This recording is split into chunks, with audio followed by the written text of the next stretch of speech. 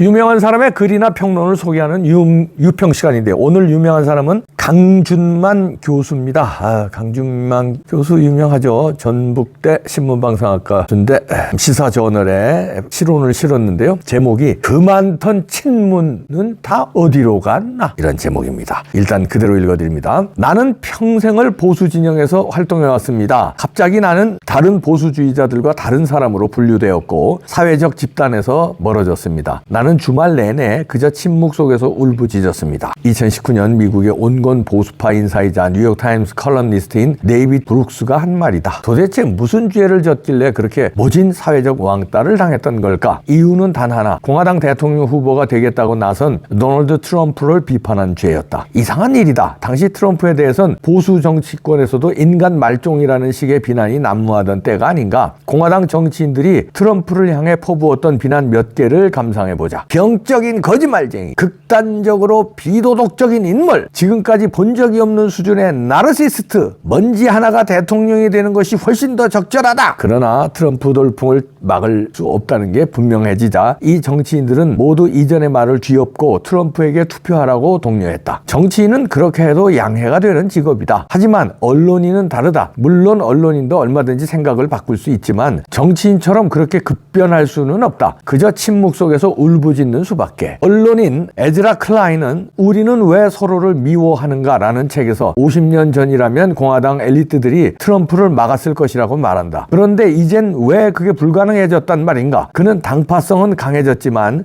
정당은 약해졌기 때문이라는 답을 제시한다.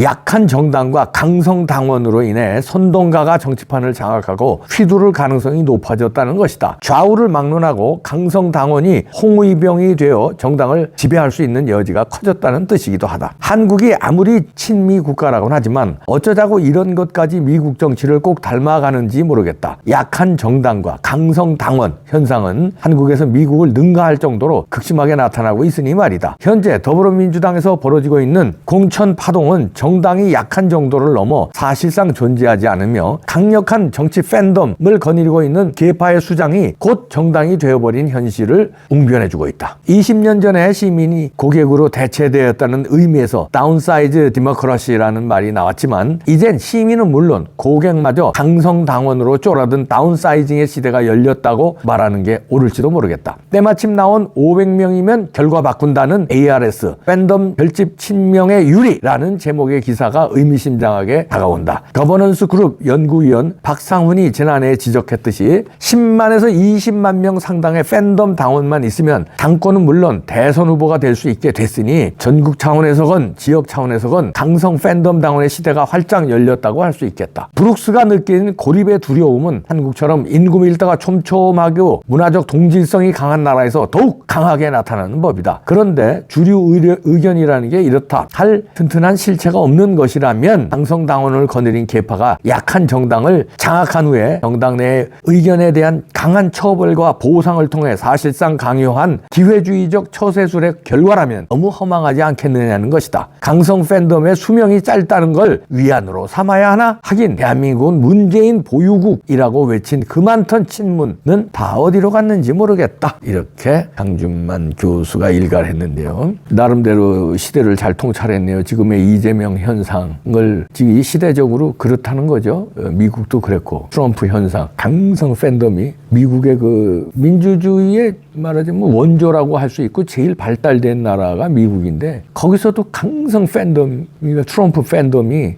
미국을 말하면 움직이잖아요. 과거 같으면 트럼프 현상이 대통령 되기가 어려웠을 수 있거든요. 그런데 그 강성 팬덤이 의사당까지 점령해버리고 그랬잖아요. 지금 한국은 그나마 미국 트럼프 강성 팬덤은 그나마 거기는 우리하고는 다릅니다.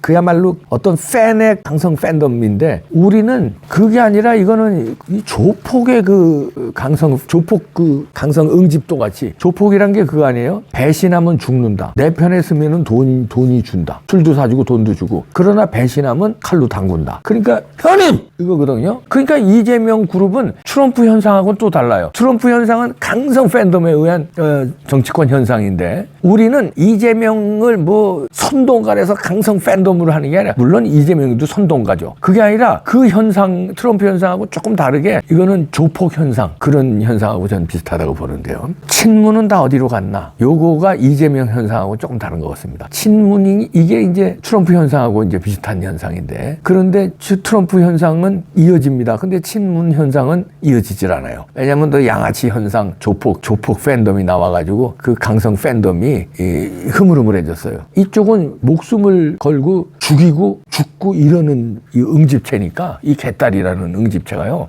그러니까 친문은 그야말로 맞다나 아무것도 모르는 사람들이 이제 뭐 성향이 좌파들이었어요. 이제 친문 현상은 좌파고, 왠지 미국보다는 중국이 좋고, 일본보다는 북한이 좋고, 그 다음에 뭐 괜히 뭐 호남 사람들은 그 한 맺힌 거 이런 게 있고, 그게 박정희 대통령, 이승만 대통령보다는 DJ가 우리 한을 풀어줬고, 뭐 이런 현상이 있었는데, 문재인이 노무현 그 장례식장에서 노무현 사진을 들고 나오면서 선하게, 얼굴은 선하게 생겼었어요. 그전에는. 지금 좀 달라졌습니다, 이게. 그러고선 나오니까 이제 그쪽으로 이 팬덤이, 친문 현상이 일어났었는데, 그러니까 말하자면 사람이 좋아 보이고, 얼굴이 그래 보이거든요. 그래 보이고, 뭔지 권위의식 같은 게 없어 보이고, 그리고 아까 말한 그 좌파의 그 현상, 그런 게 이제 응원을 했었는데, 이게 이재명의 그 조폭 현상한테는 진 거예요, 말하자면. 그러니까 친문이 다 그냥 흐물흐물해졌어요. 왜냐면 이쪽은 죽기 살기인데, 야, 저쪽 가서 당구 그러면 당구는 조폭. 그러니까 옛날에 이게 이런 현상하고 같습니다. 그 김두한 시대, 시라소니 시대, 이정재 시대, 이때 그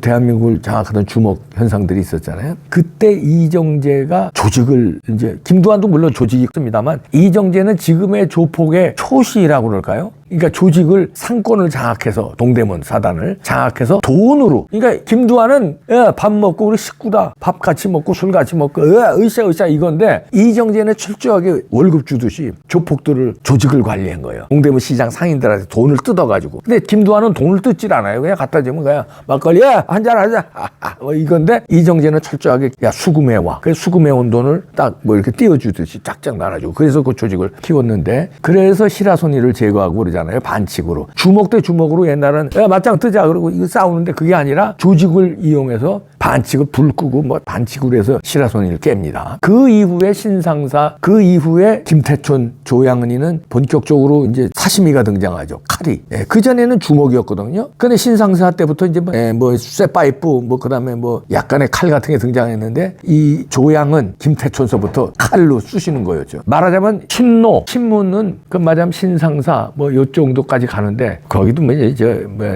이쪽 김두한 정도는 아니죠. 이정재, 신상사 요 정도 가는데, 사시미가 등장하는 게 이제 이재명 현상이다. 그러니까 사시미는요, 이제 호남 그룹이잖아요. 서방파 김태촌이나 조양은은요, 반 조직에서 떨어져 나가면은 사시미로 담궈요. 그리고 상대편도 사시미로 담그고. 그러니까 사시미의 담그기가 겁나서 그 조직에 딸딸 뭉쳐 있는 거고, 상대를 무력화시키는 것도 사시미로 무력화시키고. 사시미 뭔지 아시죠? 칼이요. 그러니까 친문은 이제 말하자면 친명에, 그렇게 해서 이제 죽어나가 자빠지니까 친문은 살기 위해서 입으로 짝소리는 좀 내긴 내지만 친명에 한번 뒤집어 엎자고 응집력이 없어요. 그런데 문재인 그 많던 친문 다 어디로 갔나? 근데 그때는 문재인 보유국이라고 우리가 비판했잖아요. 문재인이 있는 나라니까 이 나라가 이렇게 개판이 됐다. 근데 쓰레기차 피하다가 똥차에 깔려 죽는다고 문재인 보유국이 지금 이재명 보유국이 됐어요. 이재명 보유국의 대한민국 운명이 4월 10일 총선에 달려있다. 뉴델리에서 또 이철영 칼럼니스트가 그렇게도 또 분석을 했는데,